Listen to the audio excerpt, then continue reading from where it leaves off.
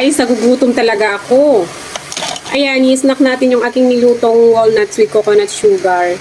Oh, walnuts to ha. Maganda daw naman ang benefits ng walnuts. Kaya search nyo kung ano yung mga benefits na makukuha nyo dito. Maganda siya sa gut health. Ito na lang yung pang craving ko ng sweet. Ayoko lang kumain ng mga bakeries, mga ganun merienda na sweet. Ay, lalog. Kaya Mars, lagay ko sa description yung walnuts, pati yung coconut sugar. At yung container ko din, ang ganda, di ba? Lagi na nag-promote. Ano ba yan? So, maganda to sa ating chan. Chan? Tapos lagay ko to.